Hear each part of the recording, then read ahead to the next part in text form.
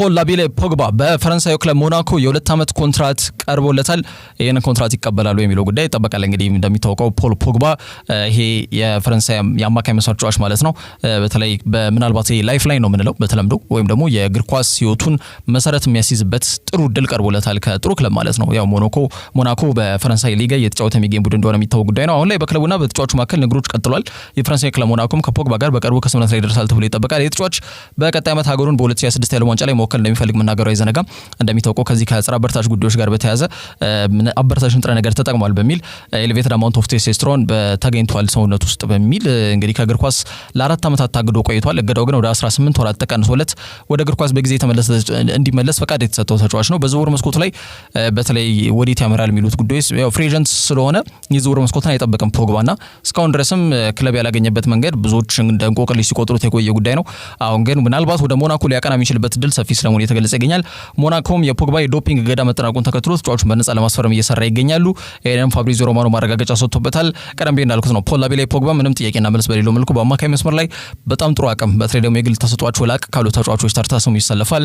ረጅም ኳስ የሚጥልበት ከተከላካይ ጀርባ የሚጥሏቸው ኳሶች ከ16 ከ50 ውጭ አክሮ የሚመታቸው ኳሶች በአጠቃላይ ለዩናይትድ የነበሩ ቁጥራዊ መረጃ እንደ አማካይ መስመር ተጫዋች እንደ 8 ቁጥር ተጫዋች በጣም አመርቂና ላቅ ያለ ነው። በዩናይትድ የነበረውን ቁጥራዊ መረጃ በጎል ተሳትፎ ረገድ ማለት ነውና ፖግባ በድጋሚ የእግር ኳስ መስመር ለማስያዝ የሞናኮን ጥያቄ ይቀበላል ወይ የሚለው ጉዳይ እንግዲህ በቀጣይ የሚጠበቅ ይሆናል።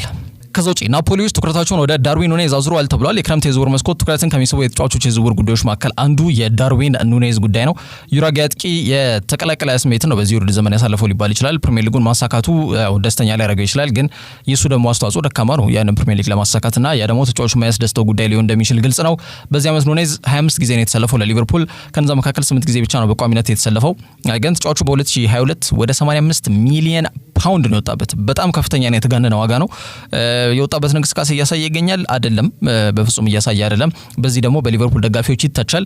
ግን ደግሞ ተጫዋቹ በቂ መሰለፍ እድልን አግኝቷል ወይ የሚለው ራሱን የቻለ ትልቅ ጥያቄ ነው። በክለቡ ጸንቶ አሁን ባለው ሁኔታ የመቆየቱ ጉዳይ አጠራጣሪ ጉዳይ ውስጥ ገብቷል ተብሎም እየተገለጸ ይገኛል። ተጫዋቹን ለማስፈረም አርሰናልን ጨምሮ የተለያዩ የአውሮፓ ውስጥ የሚገኙ ትልልቅ ክለቦች ተጫዋቹን ለማስፈረም ፍላጎት ማሳየታቸው የሚታወቅ ጉዳይ ነው። አሁን ደግሞ ኮሬ ዴሎ ስፖርት እንደዘገበው ከሆነ ተጫዋቹን ለማስፈረም የደቡብ ጣሊያን ተወካይ ቡድን ናፖሊ ፍላጎት አሳይቷል ሲል ዘግቧል። የክለቡ ቴክኒካል ዳይሬክተር ጂዮቫኒ ማና ናቸው። ቡድኑ ዘንድሮ ሴሪያውን ቢያሳካም አሳክቷል እንደሚታወቀው። በቀጣይ ዓመት ደግሞ ይበልጥ ስብስቡን ተጠናክሮ ወጥነት ባለው መልኩ ምክንያቱም ናፖሊን የመሰለ ጥሩ ቡድን እርግጥ ነው በተለይ በጣሊያን ሴሪያ ጊዜያቶች ላይ ብዙ ትኩረት ከማይሰጣቸው በተለይ ዲዬጎ አርማንዶ ማራዶና እስኪመጣ ድረስ ዞር ተብሎም ከማይታዩ ክለቦች መካከል አንዱና ዋነኛው ናፖሊ እንደሆነ ይታወቃል። 4 የስኩዴቶ ክብር ብቻ ነው ያላቸው የዘንድሮን ጨምሮ ማለት ነውና ይበልጥ ቁጥሩን ለመጨመር ከፍተኛ በሆነ መልኩ ስብስባቸውን ለማጠናከር ፍላጎት እንዳላቸው ተናግሯል ጂዮቫኒ ማና። ደግሞ ኑኔዝ በጣም አይናቸው ያረፈበት ተጫዋች ነው ተብሏል ካለው ወቅታዊ ካለበት ሁኔታ አንፃር ማለት ነው። ተጫዋቹም ኑኔዝ በሊቨርፑል ማሊያ ባደረጋቸው 92 ጨዋታዎች በአጠቃላይ 25 የፕሪሚየር ሊግ ጎል አለው። 13 ኳሶችን ደግሞ አመቻችቶ ማቀበል ችሏል። እስከ 2028 በአንፊልድ የሚያቆይ ጎል አለው። ግን ያው ኑኔዝ በአዲሱ አሰልጣኝ ችሎት ተመራጩ የ9 ቁጥር ተጫዋች መሆን አልቻለም። በቀጣይ ዓመትም ይሆናል የሚለው ራሱን የቻለ ትልቅ ጥያቄ የሚነሳበት ጉዳይ ነው። ስለዚህ በክለቡ ጸንቶ ይቆያል ወይ የሚለው አጠያቂ ጉዳይ ነው። ክለቡ ኤክቲኬና ቪክተር ኦስሜንን እያማተረ ይገኛል ተብሏል አሁን ባለው ወቅት ሁኔታ። ስለዚህ ተጫዋቹ በፍጹም በቀጣይ ዓመትም ይሰለፍ በትድል ጠባ መሆኑን ካረጋገጠ ክለቡን ለመልቀቅ ይወስናል ተብሎ ነው የሚገመተው። ኢንተር ሚላን ያው ራስመስ ሆይሉንድ የማስፈረም ፍላጎት ማሳየታቸውን ተከትሎ ናፖሊዎች ሙሉ ለሙሉ ትኩረታቸውን ከሆይሉንድ ላይ አንስተው ወደ ኑኔዝ ላይ ያሳርፏል። ሮሜሉ ሉካኩን እንዲያግዝ ብሎም እንዲፎካከር የጃካሞ ራስፓዶሪ ነው ሌላ ያለው። ስለዚህ እነዚህ ሁለት ተጫዋቾች በተለይ በማጠናከር ሂደት ላይ ራስፓዶሪም ፎልስ ናይን ነው እንጂ ይሄ ትክክለኛ ናቹራል 9 ቁጥር ተጫዋች አይደለም። በዛ ሂደት ላይ ይበልጥ ስብስባቸውንም ለማጠናከር በማጥቃት እንቅስቃሴው ላይ ማለት ነው ኑኔዝ ትክክለኛ ምርጫቸው ሆኖ ብቅ ብሏል ተብሏል።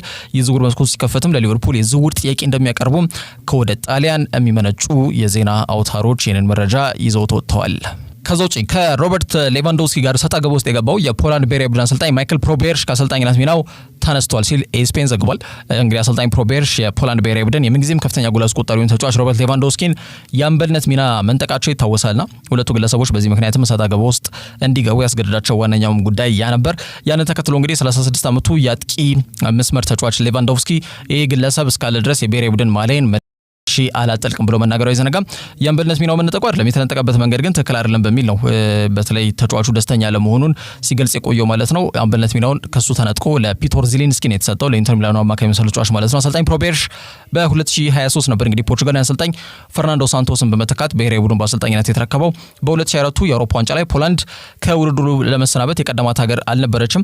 በ2026 የዓለም ዋንጫ ለማለፍ እየተደረገ በሚገኙ የማጣሪያ ጨዋታዎች ደግሞ በምድብ 7 የምትገኘው ፖላንድ 3ኛ ደረጃ ላይ ተቀምጣ ትገኛለች። አሰልጣኝ ፕሮቤርሽ ኮንትራታቸው እስከ ቀጣይ ዓመት ድረስ የሚያቆያቸው ቢሆንም ከቡድኑ አምበል ሌቫንዶስኪ ጋር የገቡበት ሰጣ ገባ ግን ጊዜያቸውን በጣም አሳጥሮታልና ከአሰልጣኝነታቸው ሚና መነሳታቸው ይፋ ተደርጓል። ሌቫንዶስኪ በ158 ጨዋታዎች 85 ጎሎችን ለሀገሩ ፖላንድ ማስቆጠር የቻለ ተጫዋች ነው። ተጫዋቹ ያው ሀገሩን ከፊንላንድና ከሞልዶቫ ጋር ያደረገችውን የዓለም ዋንጫ ማጣሪያ እንዲሁም ደግሞ የአቋም መለኪያ ጨዋታዎች አለመሰለፉ አይዘነጋም። በዚህ ባለፉት ሳምንታት ላይ በተደረጉ መርሃ ግብሮች ማለት ነው። በመቀጠል እንግዲህ ፖላንድ በመስከረም ወር ላይ ነው በዓለም ዋንጫ ማጣሪያ መርሃ ግብሮች ከኔዘርላንድስ አቻው ጋር ጨዋታውን የምታደርገው ማለት ነው። ያኔ ታዲያ ብሔራዊ ቡድን የምንጊዜም ከፍተኛ ጎል አስቆጣሪ ሌቫንዶስኪ ሀገሩን በአምበልነት እየመራ ወደ ሜዳ ይገባል ወይስ አይገባም የሚታየው ጉዳይ ነው የሚሆነው። ሊመለስ ይችላል ግን አምበልነቱን ሚናም ያገኛሉ የሚለው ጥያቄ ነው። ምክንያቱም በዚህ እብሪተኝነት ከሆነ የሚወጣው ምናልባት ቀጣዩ የሚመጣው ማሰልጣኝም እኮ አምበልነት ሚናውን ላይሰጠው ይችላልና ምናልባት የነገር መስመር ማስያዝ አንደኛው ጉዳይ ነው። ግን ከዚህ ከአምበልነት ሚና ጋር በተያያዘ ሰጣ ገባ ውስጥ የሚገቡ አሰልጣኞችና ተጫዋቾች ብዙ ጊዜ ልዩነቱ ሲፈጠርባቸው እናያለን። ለምሳሌ በቤልጅየም ብሔራዊ ቡድን ተመሳሳይ በሆነ መልኩ ቲቦ ኮርቷ የአምበልነት ሚናው አልተሰጠኝም ወደዚህ ብሔራዊ ቡድን አልመለስም ብሎ አሻፈረኝ ብሎ ከብሔራዊ ቡድኑ ተገሎ እንደነበር የሚታወቅ ጉዳይ ነውና አምበልነት ለመሆን የሚያስፈልጉ መስፈርቶችን ጠንቅቆ ማወቅ መረዳት፣ ሲቀጥል ደግሞ በአሰልጣኝ ፍላጎት ላይ መሰረት ያደረገ ብቻ የአምበልነት ሚና ሊኖራቸው እንደሚችል መረዳት አለባቸው ተጫዋቾች የሚለው ብዙዎች የሚያስማማ ሀሳብ ነው። የሌቫንዶስኪ ግን ለየት የሚያደርገው ነገር ኦሬዲ አምበል የነበረ ተጫዋች ነውና የምንጊዜም ከፍተኛ ጎል አስቆጣሪ ነው የብሔራዊ ቡድኑ ሁሉም ይተማመኑበታል። ከዛ በተጨማሪ ደግሞ ፖላንዳውያን በአጠቃላይ የሚኮሩበት ተጫዋች ነውና የሚነጠቅበት ምክንያት እና አግባብ ያለ አይመስለኝም በአጠቃላይና አሰልጣኙም እንዲሰናበቱ ያደረጋቸውም ጉዳይ ያ ስለመሆኑ እየተገለጸ ይገኛል።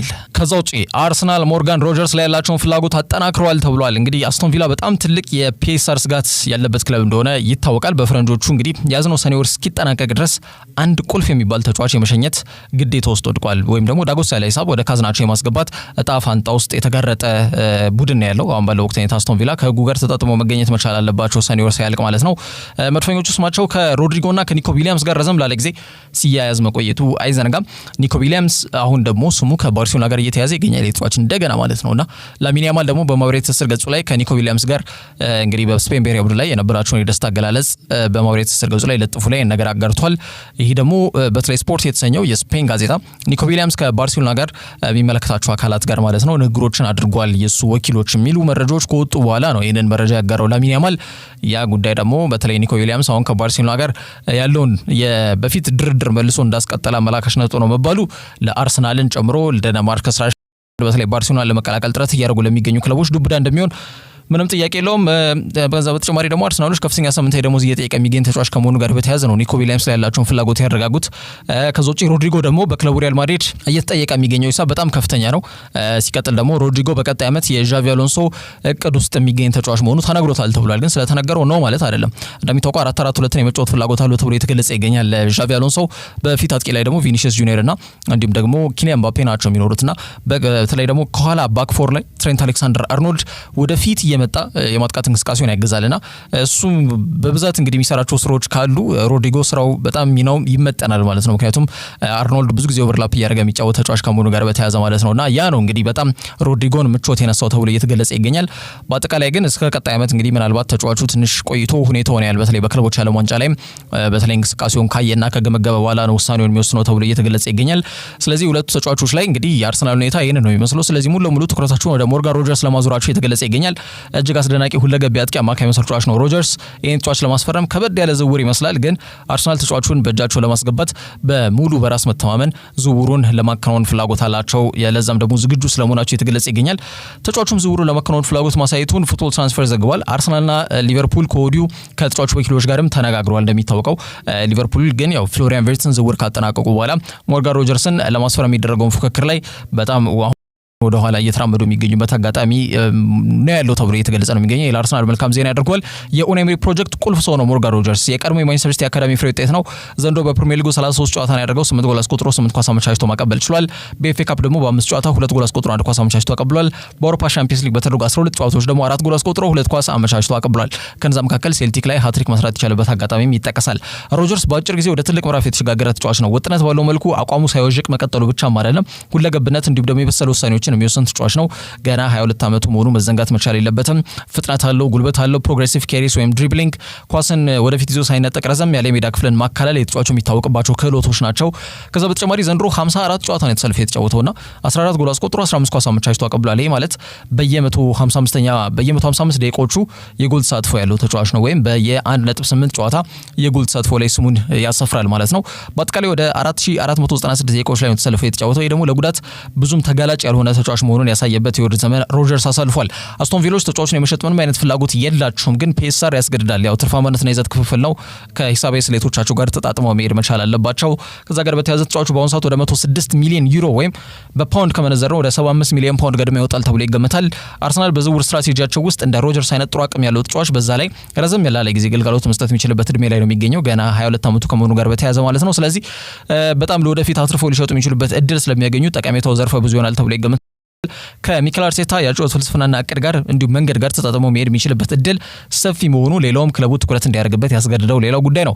ይህ ማለት የሚኬል አርቴታ ቁጥር 1 መስፈርት ቨርሳታይሊቲ እንደሆነ ይታወቃል።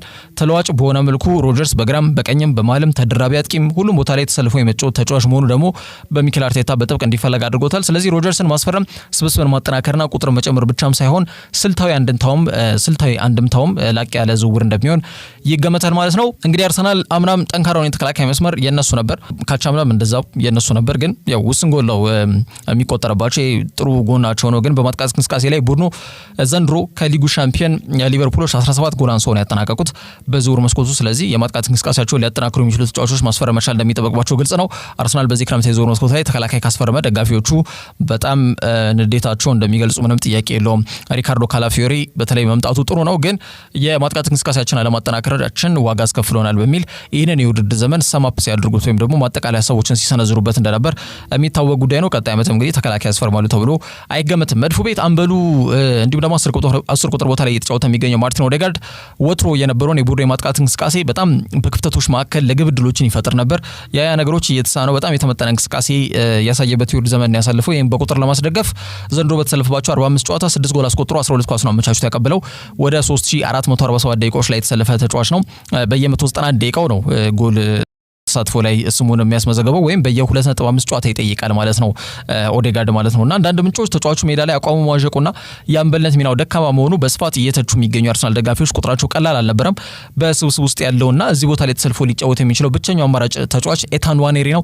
ተስፈኛ ነው፣ እርግጥ ነው ወጣት ነው፣ ግን ሚኬል አርቴታ ብዙ የመሰለፍ እድልን እየሰጡ አይደለም። ስለዚህ ኦዴጋርድ እንግዲህ ባጣቆየ ነው ማለት ምንም አማራጭ ሳይኖራቸው ነው ይሄንን ተጫዋች ሳይወዱ በግድ በየጨዋታው የማሰለፍ ግዴታ ውስጥ የወደቁበት አጋጣሚ የተፈጠረው ማለት ነው።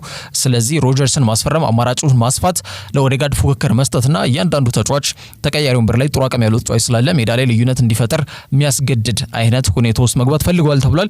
አሁን ባለው ወቅት ሁኔታ ተገማች ነው የሚኬል አርቴታ ስብስብ ላለፉት 5 ዓመታት ይሄ ተገማችና ጥልቀትና ጥራት የሌለው ስብስብ ያለፉትን 5 ዓመታት ዋንጫ እንዳያሳካ አድርጎታል። ያንን ለመቅረፍ ያሰበ የዝውውር መስኮትን ያሳልፋሉ ተብሎ ይገመታል። ሞርጋን ሮጀርስ ደግሞ ትኩረታቸው ካረፈበት ተጫዋች መካከል አንዱና ዋነኛው ነው። ቪላዎች በጥር የዝውውር መስኮት እስከ 100 ሚሊዮን ዩሮ ገቢ ቢያስገቡም ግን የሰኔ ወሩ የፒኤስአር ወጪና ገቢ ማመጣጠኛ ጊዜ ገደቡ ሲያልቅ ደግሞ አንድ ተጫዋች መሸኘት እንደሚጠበቅባቸው ይገመታል። ከዛ አንጻር ሞርጋን ሮጀርስ ለመሸኘትም ሊገደዱ እንደሚችሉ ይገመታል። ይህ ዝውውር ትንሽ ከበድ ያለ ቢመስልም ሰርፕራይዝ ፓኬጅ ወይም ደግሞ ባልተጠበቀ መልኩ እውን ሊሆን እንደሚችልም ተገምቷል። ከዛ ውጭ የሲሞኔ ኢንዛጊ ወንድም የሆነው ፊሊፖ ኢንዛጊም ከፒሳ አሰልጣኝነቱ ተሰናብቷል ተብሏል። እንግዲህ ሲሞኔ ኢንዛጊ እንደሚታወቀው በኢንተር ሚላን በተለይ ባሳለፍነው ሚያዝያ ወር ላይ ቡድኑ ለ3 ዋንጫ ሲያንደረድሩ እንደቆየ ይታወቃል። የቀድሞ የላዚዮ አሰልጣኝ ናቸው ሲሞኔ ኢንዛጊ ማለት ነው። ያው አሁን ከክለቡ ጋር ከተለያዩ በኋላ የሳውዲ ፕሮ ሊግ ቡድን አልሂላልን ተረክበው ቡድኑን እያሰለጡ ይገኛሉ። ታዲያ ወንድማቸው ፊሊፖ ኢንዛጊ ሁለቱም በነገራችን ላይ በጊዜ ነው እግር ኳስን ያቆሙት እንጂ ተጫዋች ነበሩ እነዚህ ሁለቱ ወንድማማቾች። ፊሊፖ ኢንዛጊ ወንድሙ ደግሞ ከፒሳ አሰልጣኝነቱ ተሰናብቷል ተብሏል። እንግዲህ በጣሊያን ሴሪያ ሁለተኛ እርከን በሚሰጠው ጣሊያን ሴሪያ ቢ ቡድን ውስጥ እየተጫወተ የሚገኘው ፒሳ የተባለውን ቡድን በመያዝ ሲያሰለጥን መቆየቱ አይዘነጋም። ከ34 ዓመታት በኋላ ለመጀመሪያ ጊዜ እንግዲህ በጣሊያን የውድድር መድረክ የክለቦች የውድድር መድረክ ትልቁ እርከን ወደ ሆነው ወደ ጣሊያን ሴሪያ ቡድኑ ከፍ እንዲል ማድረግ ቢችልም ከአሰልጣኝነት ሚናው ግን መቆየት አልቻለም። ከአሰልጣኝነት ሚናው መሰናበቱን ክለቡ ይፋ አድርጓል ማለት ነው። ከዛ ውጭ ሊቨርፑሎች ቪክተር ኦስሜንን ለማስፈረም እንቅስቃሴ መጀመራቸው ተገልጿል። እንግዲህ አማራጮቹ ድጋሚ የጠበቡበት የሚመስለው ኦስሜን አጣብቂኝ ውስጥ የሚገኝ ተጫዋች ነው።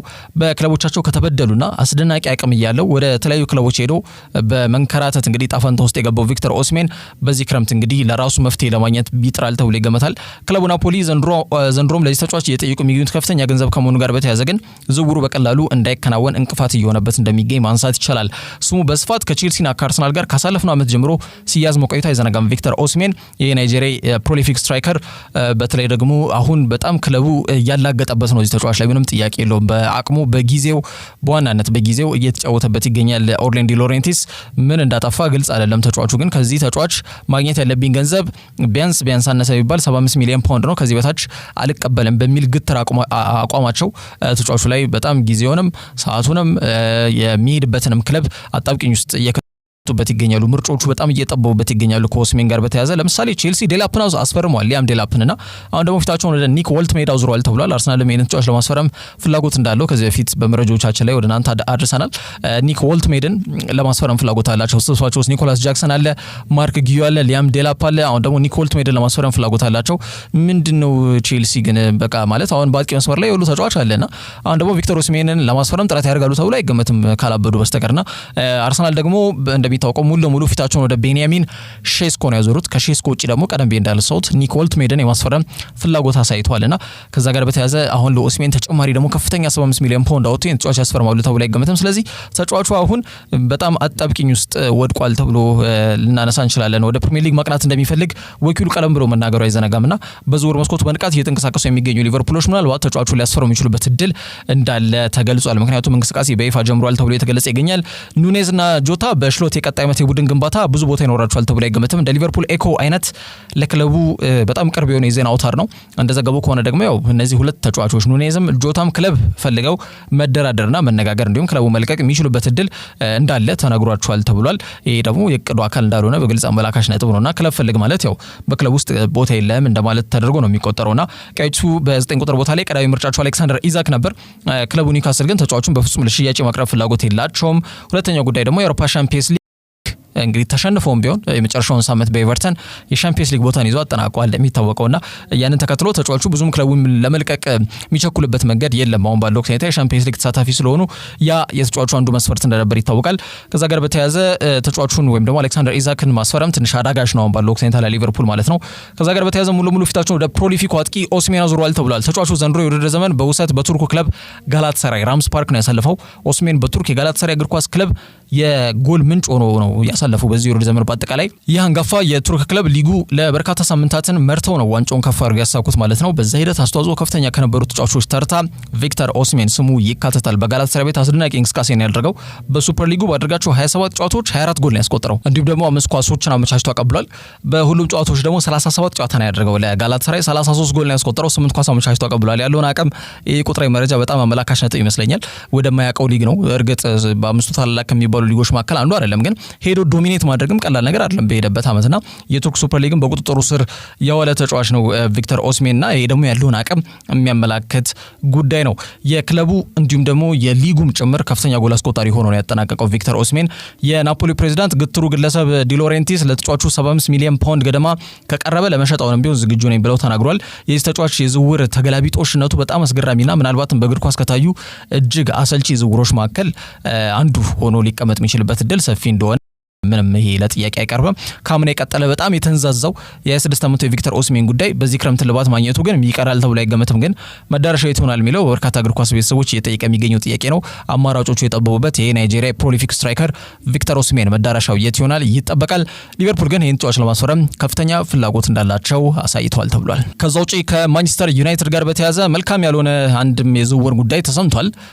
ቶማስ ፍራንክ ብራያን ምቤሞን ይዘው ወደ ስፐርስ ማቅናት እንደሚፈልጉ የሚጠቁሙ መረጃዎች ትላንትና ማምሻውን ወጥቷል። በአጠቃላይ አዲሱ አሰልጣኝ ቶማስ ፍራንክ በበርካታ ክለቦች እየተፈለገ የሚገኘው ምቤሞን ይዘው ወደ ሰሜን ለንደን መምጣት እንደሚፈልጉ እየተገለጸ ነው የሚገኘው። ይሄ መረጃ ለዩናይትድ ደጋፊዎች መልካም እንደማይሆን እሙን ነው፣ ምንም ጥያቄ የለውም። ተጫዋቹ እንደሚታወቀው አረንጓዴ መብራቱን ያበራው ለዩናይትድና ለዩናይትድ ብቻ ነው መባሉን ተከትሎ ዩናይትድም ተጫዋቹን ለማስፈረም ሲንቀሳቀሱ ቆይተዋል። ጥሩ ነው። የመጀመሪያ ዙር ጥያቄ ማቅርበዋል። እንደሚታወቀው 45 ሚሊዮን ፓውንድ እንደወረደ አቅርበዋል። እየታየ በሚጨመር 10 ሚሊዮን ዩሮ የመጀመሪያ የዝውውር ጥያቄ ብራያን ምቤሞን ለማስፈረም ቀዮች ሰይጣናት ጥያቄ አቅርበው ነበረ። ምንም በብሬንትፎርዶች ጥያቄው ከአንዳንድ ውድቅ ቢደረግም ማለት ነው። አሁን ደግሞ የቀድሞ የብሬንትፎርድ አሰልጣኝ ቶማስ ፍራንክ ቶትናምን እንደሚረከቡ በይፋ መረጋገጡን ተከትሎ ይህ ዝውውር ሌላ መልክ ይዟል። ጉዳዩ ማሳሰቢ ነው ለዩናይትድ። አሁን ባለው ወቅት የመጀመሪያ ፈራሚያቸው ብሬንትፎርድ የሚያውቁት ተጫዋቻቸው እንዲሆን ይፈልጋል ተብሏል ቶማስ ፍራንክ ማለት ነው። ለዚህም ስፐርስ ይፋ ንግግሮችን ከብሬንትፎርዶች ጋር መጀመራቸው ተገልጿል። ተጫዋቹ አሁን አጣብቂኝ ሁኔታ ውስጥ ሊወድቅ እንደሚችል ይገመታል። ምክንያቱም ለምርጫ ሊቸገር ነው የሚችለው። ምክንያቱም በ2019 ትሮይስን ለቆ ብሬንትፎርድን ሲቀላቀል በሊጉ በጣም ወጥነት ባለው መልኩ ልዩነት ፈጣሪ እንቅስቃሴ እንዲያሳይ አቅሙን በደንብ አውጥቶ እንዲጠቀም ትልቁን እገዛ ያደረገለት እንዲሁም ትልቁ ሚና የተወጣው እድል ከመስጠት አንስቶ ማለት ነው አሰልጣኝ ቶማስ ፍራንክ ነውና አሰልጣኙን ተከትሎ እሱም አዲስ ክለብ እንጂ ያው አዲስ የአሰልጣኝነትን መመሪያ መከተል ግዴታ ውስጥ አይወድቅም ማለት ወደ ዩናይትድ ቢያመራ በአዲሱ አሰልጣኝ በአሞሪም የራሱ አጨዋወት ፍልስፍና የራሱ መንገድ ውስጥ መከተል ግዴታ ውስጥ ሊገባ ይችላል። ያንን ለመላመድ ደግሞ ትንሽ ጊዜም ሊፈጅበት ይችላል። ሊግ ባይቀየርም የአሰልጣኝ ኢንስትራክሽን መመሪያዎች ስለሚለያዩ ማለት ነው ከአሰልጣኝ አሰልጣኝ። ከቶማስ ፍራንክ ጋር ግን ገና 2019 ጀምሮ ይተዋወቃልና ምንም የተለየ መመሪያ የተለየ እንቅስቃሴዎችን ማድረግ ግዴታ ውስጥ አይወድቅም። ያ አንዱ አድቫንቴጅ ነው። ሁለተኛው ጉዳይ ስፐርሶች የሻምፒየንስ ሊግ እግር ኳስን በቀጣይ ዓመት ይጫወታሉ። አንድ ተጫዋች ደግሞ በእግር ኳስ ህይወቱ እንደው ለልጆቹ እንኳን መናገር የሚፈልገው ታሪክ በሻምፒየንስ ሊግ እንዲያደርግ ምናምን የሚል ነገር መኖር አለበትና ብራያን ቤሙ ደግሞ አሁን ወደ ትልቅ ክለብ የሚያመራበት አንዱ ምክንያቱም የሻምፒየንስ ሊግ እግር ኳስን ለመጫወት ነው። እርግጥ ወደ ዩናይትድ የሚያመራው ዩናይትድ የቀድሞ ስኬቱን የቀድሞ ገናናነቱን እንዲመልስ የራሴን አስተዋጽኦ ማድረግ አለብኝ ከሚል እምነት ነው እንጂ ዩናይትድ የአውሮፓ ሻምፒየንስ ሊግ ተሳታፊ ስለሆነ አይደለም። ግን ቶትናም የአውሮፓ ሻምፒየንስ ሊግ ቲኬትን ይዘዋል። ሲቀጥል ደግሞ የቀድሞ አሰልጣኛቸው ተጫዋቹ ለማስፈረም ፍላጎት አሳይቷልና ይሄ ጉዳዮች በአጠቃላይ ተጫዋቹን ለውሳኔ እንዲቸገር ማለትም ይሄ አረንጓዴ መብራቱን ብልጭ አድርጎ ነበር ያበራው ለዩናይትድ። አሁንም አረንጓዴ መብራት ለቶትናም እንዲያበራ ሊያስገድድ የሚችሉ ነጥቦች ስለመሆናቸው ማንሳት ይቻላል። ዩናይትድ ለተጫዋቹ ሳምንታዊ 200,000 ፓውንድ ለመክፈል በመስማማት ተጫዋቹን እንግዲህ ክለቦቹ በዚህ በዝውውር ጉዳዮች ላይ አልተስማሙም እንጂ ዩናይትድ ፐርሰናል ተርም ከተጫዋቹ ጋር ጨርሷል እኮ 4 እጥፍ ነው ሳምንት የክፍያውን ያቀረበለት ዩናይትድ። ተጫዋቹም ይሄ ገንዘብ በቂ ነው ብሎ በማሰብ ፊርማውን አስቀምጧል እኮ ማለት ከክለቡን ለመቀላቀል ሙሉ ለሙሉ ዝግጁ ነው። ሁለቱ ክለቦች እስኪስማሙ ነበር የሚጠብቀው። አሁን ደግሞ ይሄ ዝውውር እንግዲህ ሌላ ይሄ ትዊስት አድርጓል ወይም ሌላ መልክ ይዟል። ዩናይትድ እምቤሙ ሐሳብ ሳይወላውል ዩናይትድ እንዲመርጥ ቶሎ ከብሬንትፈርድ ጋር ተነጋግረው መስማማት መቻል አለባቸው። በጣም ለዩናይትድ አሁን አጣብቂኝ ሁኔታ ውስጥ ነው ያለው ክለቡ ራሱ ማለት ነውና በጣም በፍጥነት ካልተንቀሳቀሰ በስተቀር ራሱ ተጫዋቹ መቅናት የሚፈልገውን ወደ ክለባቸው እንዲሄድ የሚፈልገውን ተጫዋች እንኳን ማስፈረም የሚችሉበት አጋጣሚ ላይኖር ይችላል ማለት ነው። ብራያን ቤሙ ተጫዋች በተጋጣሚ 16-50 ላይ በጣም ጥሩ ውሳኔዎችን ይወስናል። አንድ ለአንድ ተከላካዮችን የመፈተን አቅም ያለው ተጫዋች ነው። ዘንድሮም ባደረጋቸው 32 የፕሪሚየር ሊግ መርሃግብሮች 15 ጎል አስቆጥሯል። 4 ኳስ ደግሞ አመቻችቶ ያቀበለ ተጫዋች ነው። 2677 ደቂቃዎች ላይ ተሰልፎ የተጫወተ ተጫዋች ነውና በጣም ዩናይትድ ምርጫቸው እንዲሆን የዚህ ተጫዋች ቶሎ ከብሬንትፈርድ ጋር ተነጋግረው መስማማት መቻል ይጠብቅባቸዋል። ለዚህም በፍጥነት መንቀሳቀስ የግድ የሚላቸው ሁኔታ ውስጥ ነው የሚገኙት ቀዮች ሰይጣናት። መዳረሻው ሰሜን ለንደን ይሆናል ካሜሮናዊ ወይስ ደግሞ ወደ ማንቸስተር ከተማ? ተጫዋቹ እዚህ የመድረሱ ዋነኛው ምክንያት የሆነው አሰልጣኙ ቶማስ ፍራንክን ተከትሎ መዳረሻው ስፐርስ ይሆናል ወይስ በአቋሙ ጸንቶ ወደ ማንቸስተር ዩናይትድ ያመራል የሚለው ጉዳይ ከብራያን ቤሙ ጋር በተያያዘ በቀጣይ የሚጠበቀው ጉዳይ ነው። ከዛ ውጪ የቼልሲ እግር ኳስ ክለብ የዌስትሃሙን መሐመድ ኩዱስን ማስፈር የሚችሉበት ሁኔታ ተመቻችቶላቸዋል ሲል ስካይ ስፖርት ዘግቧል። እንግዲህ በአርሰናል በጣም በጥብቅ ሲፈለግ የነበረ ተጫዋች ነው መሐመድ ኩዱስ። እዚህ ተጫዋች ላይ ያላቸውን ፍላጎቶች ግን በተለይ መድፈኞቹ አጠናክረው መቅረብ አቅቷቸዋል። ያንን ተከትሎ በዝውውሩ በቼልሲ አሁንም ሊረቱ የሚችሉበት እድል ሰፊ ይመስላል የሚሉ መረጃዎች ናቸው እየወጡ የሚገኙት። ዌስትሃም ያው ኩዱስን ለገበያ አውጥተውታል። ምክንያቱም አሁን ገቢ ማግኘት ያለበት ነው ክለቡ። ግራም ፖተር በአሰልጣኝነት ከተሾሙ በኋላ ክለቡን ብዙ ለውጥ እንግዲህ እንዲፈጠርበት አድርጓል የሚለው ራሱን የቻለ ትልቅ ጥያቄ ነው። በእንቅስቃሴም እንዲሁም ደግሞ በአጠቃላይ ሜዳ ላይ የሚያሳዩት ፐርፎርማንስ ብቻም ሳይሆን በውጤትም እንደው እንቅስቃሴያቸውን ራሱ በውጤት ማጀብ በሚለው ጉዳይ ላይ ትልቅ ክፍተቶች እየታዩበት ይገኛሉ። ግራም ፖተር ማለት ነው። ያጠናቀቁበትም የውድድር ዘመን ያን ነው በግልጽ የሚያመላክተው ከዌስትሃም እግር ኳስ ክለብ ጋር በተያያዘ ማለት ነው። በቀጣይ ዓመት ግን በጣም ጥሩ ለውጦችን ማድረግ መቻል ይጠበቅበታል ተብሎ ይገመታል። በዛ ሂደት ደግሞ ስብስባቸውን ለማጠናከር ይበልጥ ቁልፍ የሚባሉ ተጫዋቾችን መሸኘት መቻል ይጠበቅባቸዋል። በዛ ረገድ ከፊት ስሙ የሚጠቀሰው መሐመድ ኩዱስ ነው። ከአሰልጣኝ ግራም ፖተር ያጫወት ፍልስፍናና መንገድ ጋርም ተጣጥሞ ይሄዳሉ የሚለው ራሱን የቻለ ትልቅ ጥያቄ ሆኖ እየተገለጸ ነው የሚገኘው። ቼልሲዎች ያው ተጫዋቹ ላይ ፍላጎት አላቸው። ግን ቼልሲ እግር ኳስ ክለብ ስብስባቸው ውስጥ ያለው በጣም በርካታ የአጥቂ መስመር ተጫዋቾች አሉ፣ የአጥቂ ባህሪን የተላበሱ ተጫዋቾች አሉ በሚለው ይስተካከል በርካታ ናቸው። ስለዚህ ኩዱስን እንጨምረው ወይስ ደግሞ አንጨምረው በሚለው ጉዳይ ላይ የቼልሲ እግር ኳስ ክለብ ውስጣዊ ንግግሮች ላይ ይገኛሉ። አሁን ባለው ወቅታዊ ሁኔታ ቼልሲ እንግዲህ ስብስባቸውን ቁጥር ቀንሰው ጥራቱን ግን የጠበቀ ስብስብ ይዘው ለመቅረብ ከፍተኛ ጥረት ያደርጉበታል ተብሎ ይገመታል። እንግዲህ በዚህ የዝውውር መስኮት ላይ እንደሚታወቀው ጂሚ ጊትንሰን ለማስፈረም ከጫፍ ደርሷል ከቦሩሲያ ዶርትመንድ። ግን ከክለቦች የዓለም ዋንጫ በፊት ይህንን ተጫዋች ለማስፈረም እጅጉን ይቻኩላሉ ተብሎ አይገመትም። ሊያም ዴላፕ ደርሷል ብሪጅ በቀጣይ ሳምንት በሚጀምረው የክለቦች የዓለም ዋንጫ ላይም የስብስቡ አካል ሆኖ ወደ አሜሪካ የሚያቀና ይሆናል ተብሏል። እንግዲህ ቼልሲዎች ቀጣዩ ሃሪኬን ይሆንልናል ብለው ነው የሚገምቱት ከሊያም ዴላፕ ጋር በተያያዘ ገና 22 ዓመቱ ነው። ጥሩ ሚጫ አብሮት በተለይ ጥሩ አቅም ያለው ተጫዋች ካለ ተጫዋቹ ዴሊቨር ማድረግ ይችላል። ጎል ኳስና መረብን በተደጋጋሚ ማገናኘት የሚችል አቅም እንዳለው በኢፕስዊች ያስቆጠራቸው 12 ጎሎች ማሳያ ናቸውና ጃክሰን ጥያቄ ምልክት የሚነሳበት የአጥቂ መሰል ተጫዋች በቀጣይ ዓመት ተቀያሪ ወንበር ላይ መውረዱ ማይቀር ጉዳይ ስለመሆኑ እየተገለጸ ይገኛል። በአጠቃላይ መሐመድ ኩዱስ ስሙ ከአርሰናል ጋር ሲያዝ እንደሚታወቀው ለመጀመሪያ ጊዜ አይደለም። ሌላውን የለንደን ከተማ ክለብ የሆነውን ዌስትሃምን 40 ሚሊዮን ፓውንድ እንግዲህ ወጥቶበት ከመቀላቀሉ በፊት ገና በሆላንዱ ክለብ አያክስ ቤት እያለም ጀምሮ ማለት ነው ተጫዋቹን የማስፈረም ፍላጎቱ አርሰናል ጋር ነበረ። ግን ከፍላጎቱ የዘለለ እንቅስቃሴ ያደረግም አርሰናል እንደሚታወቀው ተጫዋቹ ያንን ተከትሎ ወደ ዌስትሃም ሲያቀናም ታዛቢ ነበሩ። አሁን ደግሞ ወደ ቼልሲ ተጫዋቹን ለማስፈረም ከወሰነ ማለት ነው ቼልሲ በራሳቸው ይወሰናል። ከወሰኑ ተጫዋቹ ማስፈረም ይችላሉ። ካልወሰኑ ግን ተጫዋቹን ለማስፈረም ለሌሎች ክለቦች በሩ ክፍት ይሆናል ማለት ነውና ምናልባት ተጫዋቹ ወደ ቼልሲ የሚያቀና ከሆነ አሁንም አርሰናሎች ይህንን ዝውውር እንደሚታዘቡ መናገር ይቻላል። በዛ ላይ ስፖርታዊ መረጃዎች እነዚህ ይመስላሉ። በያላችሁበት ጥሩ ጊዜ